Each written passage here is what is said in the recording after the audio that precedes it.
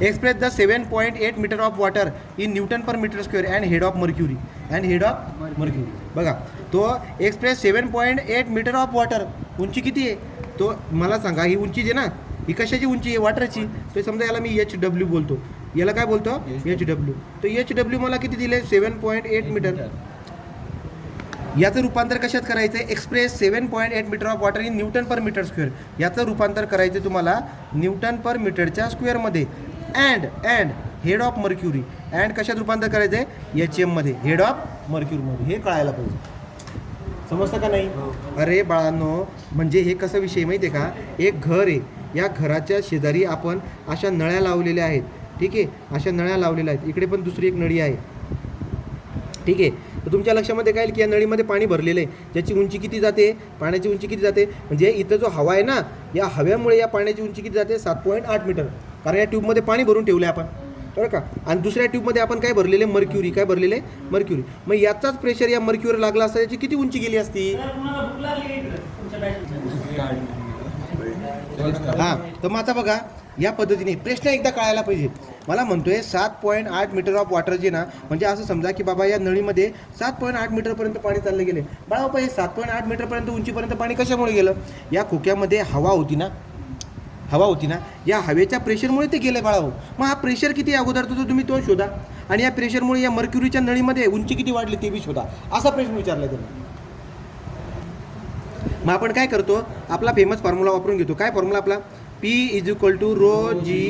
हा फॉर्म्युला आपण पहिले कोणासाठी लावणार? वॉटरसाठी. कोणासाठी लावणार? मला सांगा बाळांनो, जर तुम्ही वॉटरसाठी लावते, P = काय माहिती नाही आपल्याला? रो किती पाण्याचा? 1000. G किती आहे? 9.81. आणि HW आहे. HW काय? 7.8. मला सांगायचं उत्तर किती बाळांनो? याचं उत्तर किती सांगा? एक व्हॅल्यू सांगा. 76518.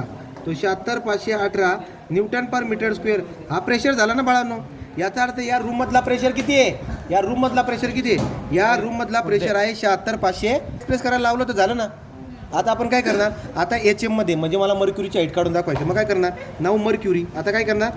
मर्क्युरीसाठी हाच फॉर्म्युला वापरा. P = ρghm. पण हा रोएम आहे मर्क्युरीचा. बाळांनो, पीची व्हॅल्यू कॉन्स्टंट राहते. पीची व्हॅल्यू शोधून टाकली तुम्ही. 76518. रो एम किती असतो? मर्क्युरीचा रो किती असतो? 13600. जीची व्हॅल्यू किती? 9.81. HM काढा बाळा. कसं काढणार? तो या दोघांचा शिफ्ट सॉल्व करता येईल. तो कसा शिफ्ट सॉल्व करायचा बघा. तो 76518 व्यवस्थित टाकायचं बघा. 76518. इथं अल्फा आहे, अल्फा आणि इक्वल करायचं. पुढे 13600 × 9.81 × अल्फा एक्स करायचा. शिफ्ट सॉल्व आन्सर इक्वल केल्यानंतर तुम्हाला डायरेक्ट HM भेटून जाईल बाळा.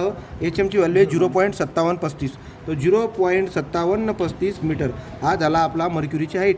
हे दोन उदाहरण तुम्हाला सॉल्व करायला लावलेत. क्वेश्चन काय विचारतोय? कन्वर्ट. सगळ्यात महत्त्वाचा आहे तो म्हणजे प्रश्न समजून घेणे. व्यवस्थित प्रश्न समजून घ्या. 10 न्यूटन पर सेंटीमीटर स्क्वेअर. बघा, तो 10 न्यूटन पर सेंटीमीटर स्क्वेअर म्हणजे हवेचा प्रेशर आहे हा. In metre of water. तो पाण्याच्या नळीची उंची किती वाढली? म्हणजे हे तुम्हाला कळतंय का? हे बघा, हे रूम आहे, हा रूम आहे. या रूममध्ये हवा आहे. हवेचा प्रेशर किती लागतोय? 10 न्यूटन पर सेंटीमीटरचा स्क्वेअर. याला मी कन्वर्ट करून टाकेल बाळा. कशात? न्यूटन पर मीटर स्क्वेअरमध्ये. कसं करणार? हे बघा, लक्ष द्या. 10 न्यूटन पर सेंटीमीटर स्क्वेअर याला मी न्यूटन पर मीटर स्क्वेअरमध्ये कसं कन्वर्ट करणार? बारीक लक्ष द्या. कसं करणार? 10 ठीक आहे, न्यूटन पण ठीक आहे, सेंटीमीटर म्हणजे दोनदा लिहावं लागेल ना. सेंटीमीटरचा स्क्वेअर म्हणजे सेंटीमीटर इंटू सेंटीमीटर, बरोबर. तुम्हाला सांगा 10 न्यूटनवरती न्यूटन लिहून देतो. सेंटीमीटरला कसं लिहितात? सेंटीमीटरला 10⁻² मीटर लिहितात. 10⁻² मीटर लिहितात. मग बाळांनो, हे काय झालं माहिती आहे का? 10 × न्यूटन डिवाइड बाय 10⁻², 10⁻² मीटरचा स्क्वेअर. मग हे काय झालं? हे झालं 10 × 10⁴ न्यूटन पर मीटर स्क्वेअर. सांगायचं तात्पर्य काय आहे? लक्षात ठेवू द्या. काय सांगायचं मला? की Newton per centimetre स्क्वेअरचं Newton per metre स्क्वेअरमध्ये रूपांतर करायला 10⁴ ने मल्टिप्लाय करतात. तुम्ही जर का वरते याचे प्रश्न बघितले बर्नौलीचे तर तुम्हाला कळून जातील. तो 10 न्यूटन पर मीटर स्क्वेअर करायचं असेल रूपांतर काय करावं लागेल? 10 × 10⁴ न्यूटन पर मीटरचा स्क्वेअर. असा प्रेशर येऊन जाईल बाळांनो. तो मी इकडे पण कन्वर्ट करून दाखवतो. बघा, 1 नंबरचा आकडा टाकला. काय काय दिले मला 10 newton per centimetre square in metre of water, in metre of water याचं रूपांतर करून दाखवायचं, ठीक आहे ना. मला सांगा प्रेशरची व्हॅल्यू किती दिली, 10 न्यूटन पर सेंटीमीटरचा स्क्वेअर, याचा अर्थ 10 × 10⁴ न्यूटन पर मीटरचा स्क्वेअर, हा झाला प्रेशर, ठीक आहे. आता मला सांगा बाळा, ही बात चालू आहे वॉटरची, ही बात कशी चालू आहे वॉटरची. फेमस फॉर्म्युला यूज करा, P = ρgh. तुम्हाला P दिला आहे त्यांनी 10 × 10⁴. पाण्याचा रो किती असतो 1000, जी किती आहे 9.81. मग सांगा पाण्याची उंची किती आली 10.19 metre of water, metre of. Clear आहे का. चला पुढे जाऊ आपण. आता दुसरं काय सांगितलंय इकडे बघा 0.3, इथं 0.3 म्हणजे 3 मीटर, 0.3 म्हणजे काय 3 मीटर, तो 3 metre of mercury in newton per metre square. टोकं लावणार नाही मी, परत शिकवणार नाही. मग 10.19 मीटर ऑफ वॉटर. दुसरं काय आता बघा 2 नंबर आपल्याला काय बोललं आहे 0.3 मीटर ऑफ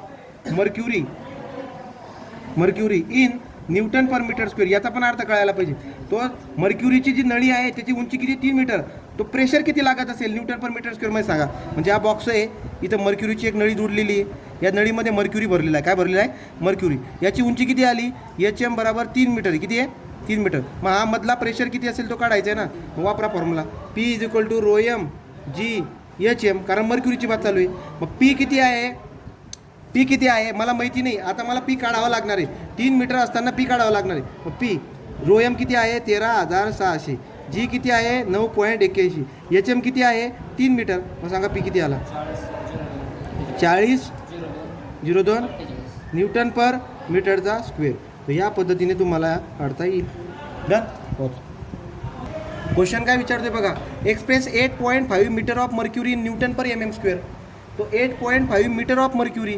बाळा तुम्हाला नाही वाटत काही मर्क्युरीची उंची दिलेली आहे, तो तुम्ही काय म्हणणार की सर इथं HM दिला आहे आपल्याला 8.5 मीटर दिलेला आहे तो, आणि मला म्हणतोय in newton per mm². Newton per mm² म्हणजे प्रेशर काढा म्हणतोय तो सांगतो काय आहे की एक रूम आहे, या रूममध्ये इथं मर्क्युरीची हे लावलेली आहे, त्याची उंची 8.5 मीटर आहे. मग इथला प्रेशर किती असणार तो कशात सांगायचा आहे न्यूटन पर mm² मध्ये. कशात न्यूटन. मला सांगा आपला फेमस फॉर्म्युला काय P = HM आहे ना.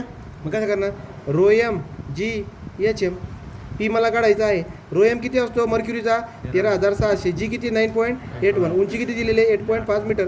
सांगा बरं P किती आला. C किती आला 1134,036 न्यूटन पर मीटरच्या स्क्वेअरमधील. पण बाळांनो जरा हुशारी बघा, यांनी काय म्हटलेले मला न्यूटन पर mm² मध्ये. का न्यूटन पर mm² मध्ये आन्सर आला का नाही ना. मग आपण त्याला कन्वर्ट करावं लागेल. 1134,036 into newton metre into metre दोनदा लिहावं लागेल. मीटर स्क्वेअर म्हणजे 2दा. पण तुम्हाला माहिती आहे मला MM मध्ये रूपांतर करायचं आहे. 1134,036 न्यूटनचं न्यूटनवरती आहे, पण 1 मीटर म्हणजे 10⁻³ mm. 1 मीटर म्हणजे 10⁻³ mm. समजलं का. मग बघा बाळांनो मला सांगा 10⁻³ 10⁻6 झाला 10⁻6. 1134,036 याला डिवाइड बाय काय करायचं 10⁻³ 10⁻³ आहे ना, एका धड्या 10⁻6 न्यूटन पर mmचा स्क्वेअर. सांगायचं तात्पर्य काय निघून आलं की जर तुम्हाला तो न्यूटन पर मीटर स्क्वेअरचं रूपांतर न्यूटन पर mm² मध्ये करायला लावतोय तर तुम्हाला 6 घरं सरकवायला लागतील इकडे. किती. याचा अर्थ असा आहे डिवाइड बाय काय करायचं 10⁻6 डिवाइड बाय काय करायचं. मग वा बाळांनो 6 घरी इकडे सरका. 1 2 3 4 5 6 1.134 न्यूटन पर mmचा स्क्वेअर. या पद्धतीने तुम्हाला करता येईल. तो न्यूटन पर मीटर स्क्वेअरचं रूपांतर न्यूटन पर mm² मध्ये करण्यासाठी काय करतात 6 घरं इकडे सरकतात. 1 2 3 4 5 6. डन.